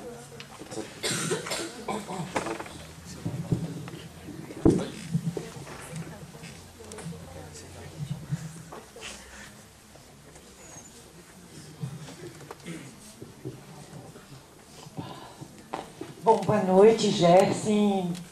Gostei muito de ouvi-lo. Sua fala é sempre provocadora e, nesse sentido, sempre traz muitas questões. Eu queria continuar um pouco no que o Renato propôs, de falar como chegarmos a uma simetrização, né, das relações na antropologia. E aí eu queria saber se você está pensando, a partir da sua fala, como também de um artigo que muitos alunos aqui conhecem, porque eu uso nos meus cursos, um artigo de sua autoria, no qual fala justamente dessa dificuldade dos antropólogos de transferir experiência. Fala de uma maneira que também parece um pouco difícil de entender, da quarta fase da tutela. Se você está pensando em simetrização de posições ou está falando em simetrização de sistemas de conhecimento, que é o ponto que o Renato está colocando e que é o ponto que interessa os antropólogos da minha geração, também dos alunos que eu formo aqui, que não se reconhecem muitas vezes nessa visão que você passa dos antropólogos, que percebem os povos indígenas como exóticos, procuram a última aldeia dos isolados. Eu conheço muitos antropólogos daqui, de outras universidades, que trabalham com grupos que vivem na cidade. A imagem do exótico, do barbudo, sinceramente, Gerson, me incomoda um pouco. Eu não sei, eu acho que teria que atualizar um pouco a visão que tem do antropólogo e da maneira como ele trabalha nos últimos 20 anos. Justamente porque os antropólogos, etnólogos são engajados, é porque eles não consideram nem estão interessados em procurar povos primitivos. Essa palavra me chocou. Assumo que, como eu há 25 anos dou aula para alunos de ciências sociais para que eles eliminem essa figura do seu pensamento, me preocupou de ouvi-la numa proposição de um professor de antropologia indígena, porque as coisas mudaram há muito tempo. Então, na verdade, minha pergunta é essa: como procedermos para simetrizar sistemas de conhecimento, né? Como fazer com que, apesar das dificuldades, das péssimas universidades que temos em muitos estados do país, os índios possam, quando ingressam na universidade, encontrar ali espaço para mudar, né, vamos dizer, os saberes, né, para criar um espaço para que seus saberes, suas classificações, suas visões de mundo sejam, de fato, né, compreendidas e não subordinadas a categorias científicas. Eu acho que os antropólogos são absolutamente pioneiros nessa defesa dos sistemas de saberes e que outras disciplinas, como a biologia, a história, né, em geral, têm maior dificuldade em se interessar. Então, na verdade, quando você nos fala de transferência de experiência, o que os etnólogos, não falo dos antropólogos todos, né? Falo das pessoas que aprendem língua indígena, que trabalham com povos indígenas. Será que não há uma confusão, às vezes, entre o antropólogo que ocupa um lugar na FUNAI, no Ministério, no tal e tal, e o antropólogo que está na universidade? Acho que são, né, é um pouco difícil, né? Quer dizer, que experiência o antropólogo poderia ajudar a transferir? No meu entender, me diga se eu estou certa, é melhorar o nível das universidades públicas, que recebem os estudantes indígenas. E aqui na USP não temos isso, então, em agosto nós vamos fazer um grande evento que chama Presença Indígena na Universidade, no qual eu sei que você já foi convidado por um colega nosso, e para um pouco justamente provocar um debate aqui na USP, porque aqui na USP-AD não tem estudantes indígenas. Mas, na verdade, o debate é teórico, né? Não é uma transferência de poder político. É um pouco isso que eu queria comentar.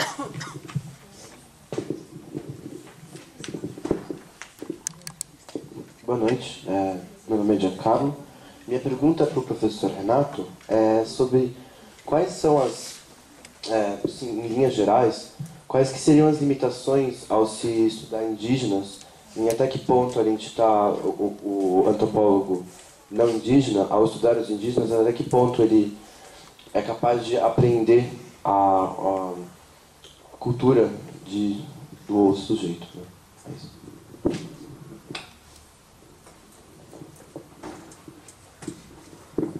Adilson Ramos, estudantes sociais, e na fala, às vezes a gente percebe assim, o índio, né, a posição exótica, como se ele fosse único, como se as 200 ou mais nações indígenas que estão no país, elas fossem todas homogeneizadas, mesmo modelo mental, mesma cultura, tudo. E o homem branco também, do lado indígena, também acha que o homem branco é único, né? Então eu acho que o grande, é só um parêntese, o grande desafio de nós como antropólogos é entender essa heterogeneidade do ser humano que a gente tem nesse país continental aqui, de diferentes modelos. Eu tive uma experiência recente aqui na USP mesmo, mídias nativas, onde eu fui visitar uma comunidade indígena aqui em Parelheiros, e é aquela surpresa mesmo. A gente vai lá tudo e ele está absolutamente, ele fala de igual para igual contigo, ele usa o notebook, ele usa a internet, ele está nas redes sociais, existem portais, quer dizer, enfim, tudo se desenvolveu, né? Quer dizer, aquela ideia exótica do índio, do descobrimento, né? Já se passaram 500 anos e isso se movimentou. Agora, o grande desafio que eu acho no nosso trabalho antropológico, e seja ele feito por um indígena ou não indígena, é essa compreensão realmente do nosso objeto de estudo. E o grande desafio é entender o modelo mental, é entender a cultura, entender a alimentação, o hábito, porque a gente percebeu que isso é diferente, isso é efetivamente diferente. Então, assim, o grande desafio, e aí eu queria sentir um pouco da tua experiência, aí vai a minha pergunta, quando a gente vê o índio no meio urbano, o quanto ele tem a aproximação e afastamento do índio habitante da aldeia. E isso no modelo mental, na forma de pensar. Qual é essa diferença e aproximação entre o habitante da aldeia e o habitante da cidade? Agora o João, depois o Marcos. Mas prefiro falar daqui, acho que dá para ouvir, né? Então, minha pergunta é para o professor Renato. Em 2002, você entrevistou o Eduardo Viveiras de Castro para uma edição da Inconstância da Alma Selvagem. Uma coisa que é recorrente nessa entrevista, que é a declaração dele na sua fala, é que a antropologia tinha um certo receio de trazer para a centralidade da nossa sociedade estudos, por exemplo, em chaves sobre religião. Ele fala, por exemplo, que seria muito mais comum você ver um antropólogo pesquisando o candomblé do que cristianismo dentro da nossa sociedade. Como você vê de 2002 para cá que os antropólogos têm acompanhado essa visão ou não, e se você acha que isso é o futuro da antropologia no sentido de que, considerando isso que o professor Gerson Baniwa falou, o desinteresse sobre, por exemplo, etnologia indígena. Eu queria que você comentasse isso. Obrigado. Obrigado, João. Depois do Marcos e do Renan, aí pode ter mais 3 intervenções, quem quiser só me avisar. Oi, gente, boa noite. Meu nome é Marcos, eu sou estudante aqui do 2º ano de Ciências Sociais. E é, na verdade, uma questão que me surgiu agora. Não direciono ela para nenhum dos dois, acho que os dois podem responder. Que é essa questão que tocaram, que assim, muito feito no sentido de se buscar uma... O senhor até colocou a questão que o Darcy Ribeiro fez um trabalho nesse sentido, de classificar em mais índio, menos índio e tal, e de que muito se busca pesquisar povos que vivem em lugares mais longínquos como se eles fossem representantes de uma cultura indígena mais autêntica, alguma coisa nesse sentido, e como isso serve, às vezes pode ter, a partir que tem uma consciência na opinião pública, como influi em políticas públicas, por exemplo. As pessoas veem na TV falando que são comunidades indígenas, você fala, puta, mas o cara tá usando uma bermuda, sabe? Ele tem televisão, isso não é índio, né? Não formulei tão bem a pergunta, mas de que influência essa ideia de mais índio, menos índio tem sobre a própria forma como o governo e a população em geral trata, através de políticas públicas ou de outras formas, essas populações que não são consideradas como indígenas autênticos, por assim dizer. Agora o Renan. Boa noite, eu sou o Renan, estudante de História, e eu queria fazer uma pergunta sobre se e como essa nova fase na antropologia, esse novo diálogo teórico entre não índios e índios, pode afetar na justificação histórica do Estado brasileiro, encaminhando para uma contestação dessa própria justificação no caminho de um Estado plurinacional, alguma coisa assim, se é possível.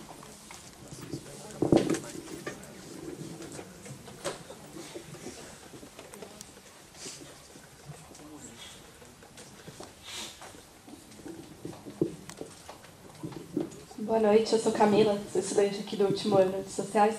Eu queria fazer uma pergunta para o professor Gerson, na verdade é mais uma curiosidade, porque você falou que tem uma questão metodológica quando os índios vão fazer pesquisa nas suas próprias comunidades. Que, por exemplo, chegar e fazer entrevista, que seria um método antropológico mais tradicionalmente feito por antropólogos brancos, não funciona. Então eu queria saber o que funciona, quais são as estratégias que estão sendo usadas pelos antropólogos indígenas, tanto você quanto, sei lá, os seus alunos ou outros antropólogos que o senhor conhece. E a segunda, na verdade, é um comentário que eu queria dizer, que você disse que tem menos gente interessada em etnologia indígena, muito menos gente branca, menos estudantes. E eu não sei, eu tenho a impressão, pelo menos pelo que eu conheço aqui na USP, que isso não é verdade. Eu acho que tem muita gente nova, muita gente jovem interessada, e eu acho que a questão é essa, saber como fazer um diálogo intercultural, simétrico, enfim, entre tudo isso, mas eu acho que, não sei, tem uma percepção minha aqui da USP, eu não sei se isso é realidade em outros lugares ou não também, mas enfim, só para deixar registrado. Obrigada. Não, na verdade tem mais uma menina de azul, depois você, e aí encerramos as intervenções, gente. Olá, meu nome é Virgínia, sou das Ciências Sociais. Queria fazer uma pergunta que o professor Gerson disse sobre o diálogo não ético entre os antropólogos e a sociedade que está sendo estudada, no caso, a sociedade indígena. Queria que ele explicasse melhor o que ele entende por diálogo não ético. E a outra questão é o momento que a gente vive, né, sobre cada vez mais está se discutindo sobre o desmatamento da floresta, e eu queria entender como antropólogos, os indígenas, todos estão trabalhando nessa questão, né, ambiental, social, econômica, tudo.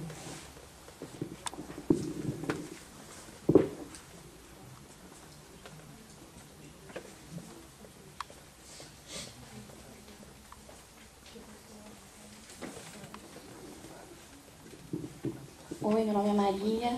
A pergunta que eu vou fazer acho que nem se refere à questão da metodologia em antropologia ou às questões envolvidas. Talvez uma demanda sobre a questão indígena em si. A gente discutiu, o tema surgiu tanto na palestra das 2 horas quanto a outra que a gente teve. Na primeira palestra veio a questão do maracatu, aqui feito na cidade de São Paulo, em que veio essa questão da classe média, entrando dentro da cultura da classe popular, tomando conta da cultura popular. Eu acho que entra nessa questão do outro, essa dificuldade do diálogo com o outro, tanto na esfera cultural. E na palestra anterior também entrou no mesmo tema, quando teve a pergunta da questão se o artista que se apropria de um bem, de uma cultura popular, ele também não é um explorador, porque a gente estava falando da questão da propriedade intelectual. Enfim, essa questão do diálogo entre culturas e da dificuldade, essa questão da permeabilidade, né, de eu ser o outro, eu entro na cultura do outro, enfim, e pertenço, se eu pertenço, se eu posso pertencer. E também uma outra, só para citar, eu fiquei muito assustada uma vez quando eu soube de um colega de trabalho que é de uma religião evangélica, enfim, não sei qual é a religião dele em especial, mas que citou uma questão messiânica que acontece em alguma tribo, que eu não sei qual. Eu até fiquei tão chocada que eu não consegui me aprofundar na questão, que ainda existem muitas missões, né, dentro de culturas indígenas. Eu queria saber, que você é uma liderança indígena, como está essa questão, quem cuida das tribos indígenas no sentido de regular essa relação com o outro, porque ainda existem missões que ainda interferem na questão cultural do indígena, no sentido de intervir como foi feito em 1500 com as missões católicas. Enfim, é isso.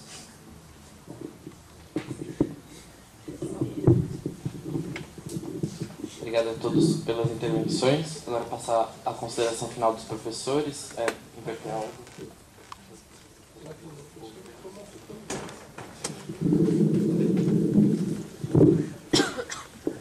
Bom, são várias questões.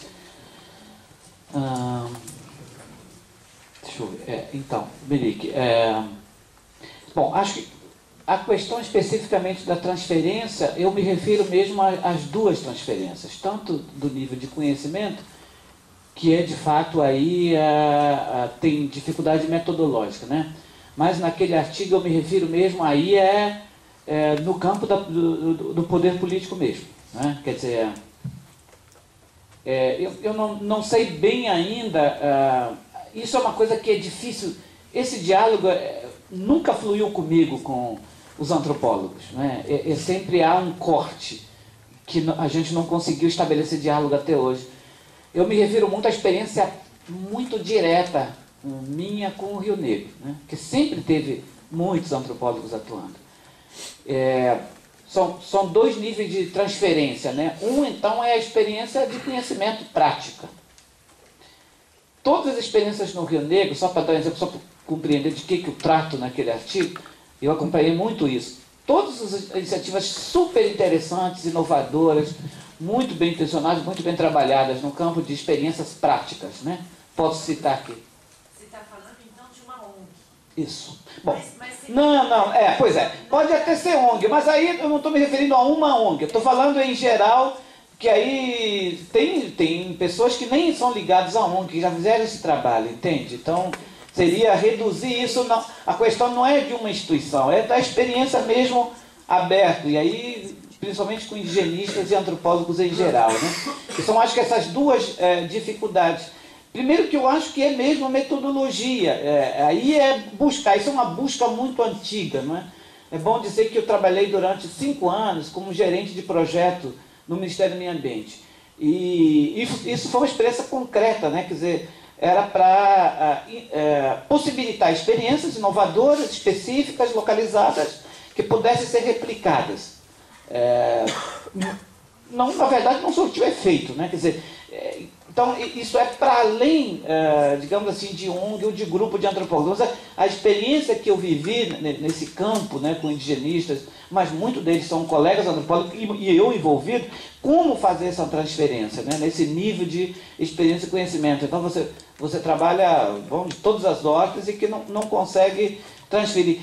E metodológico que eu digo, pode ser que os índios, né, isso em alguns textos, não nesse que eu trabalho, essa questão do etnodesenvolvimento sustentável, falo isso, quer dizer, talvez esses projetos, porque são sempre projetos pensados de fora.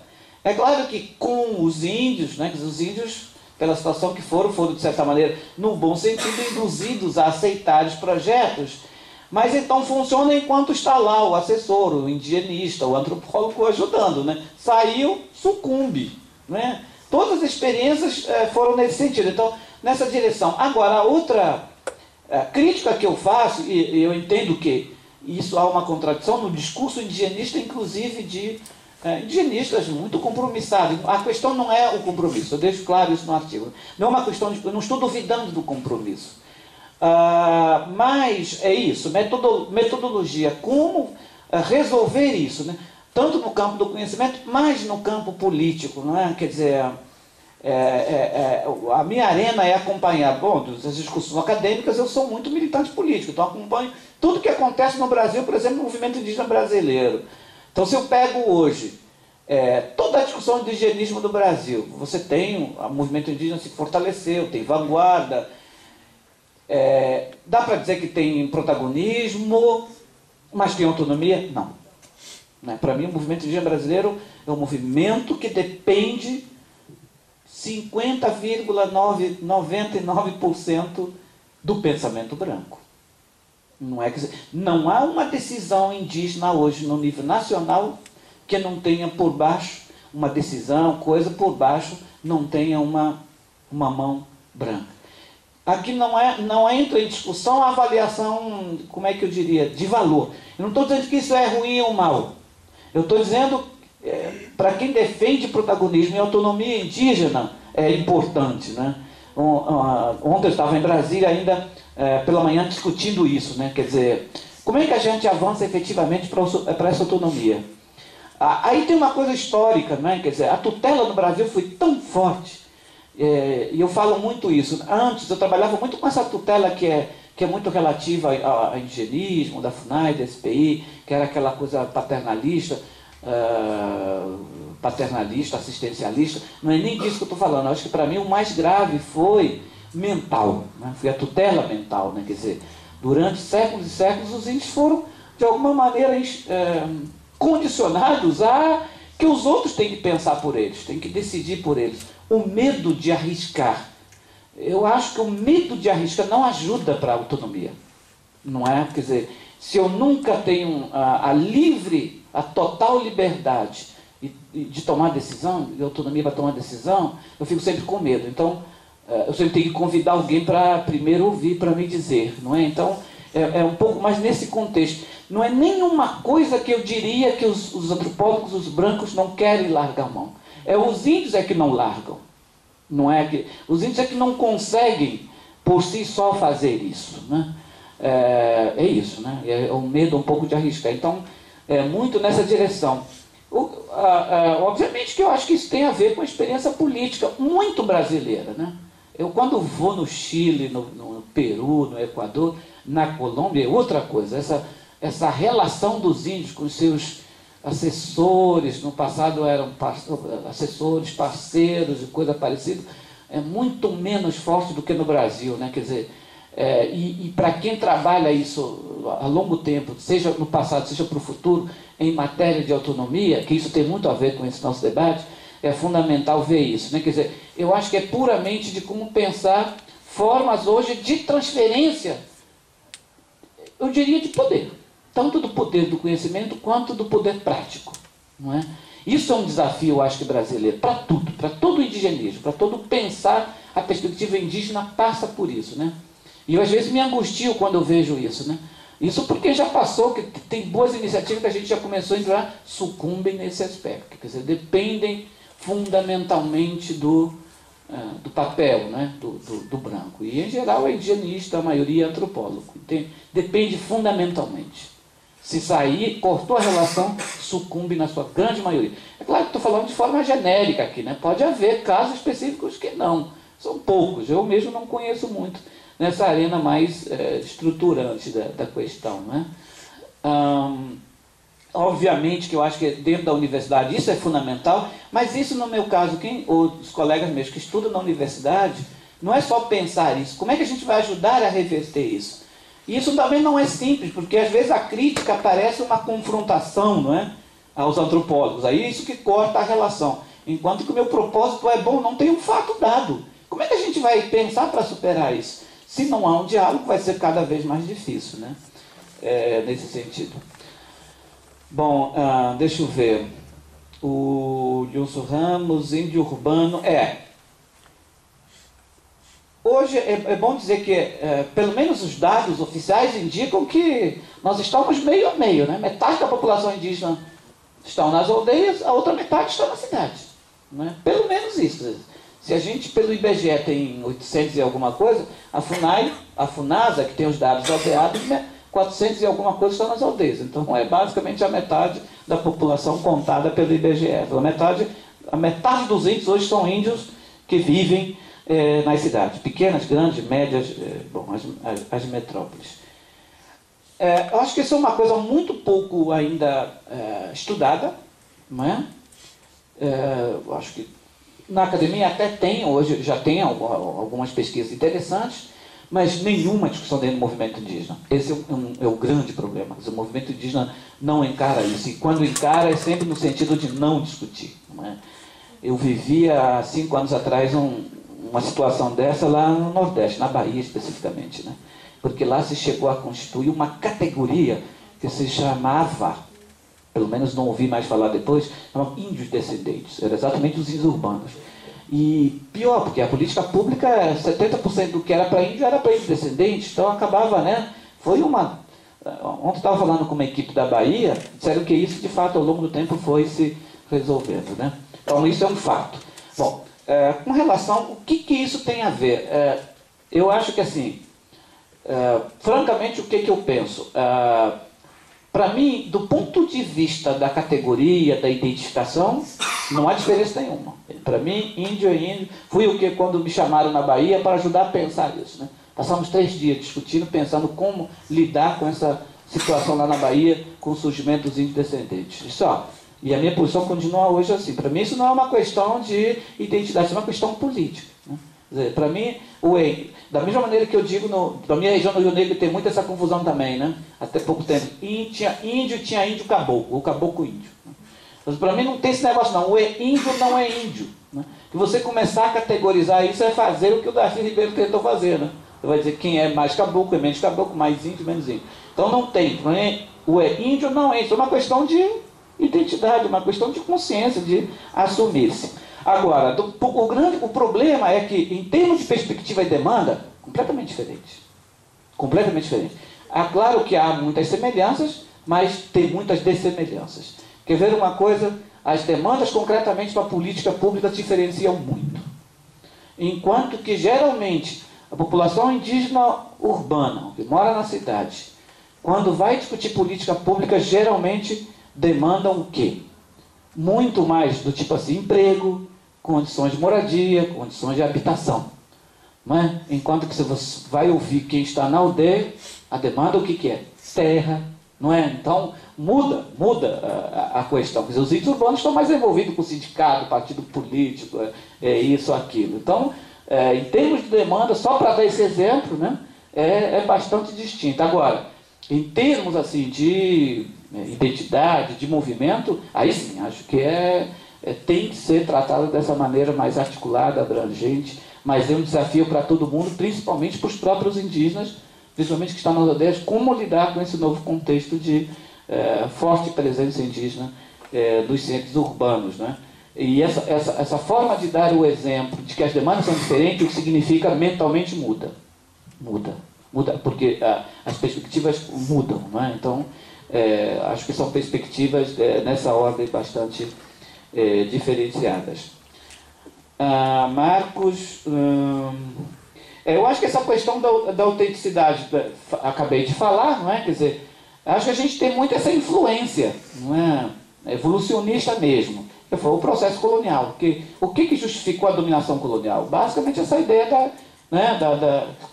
da inferioridade entre povos. Os europeus se considerarem os melhores.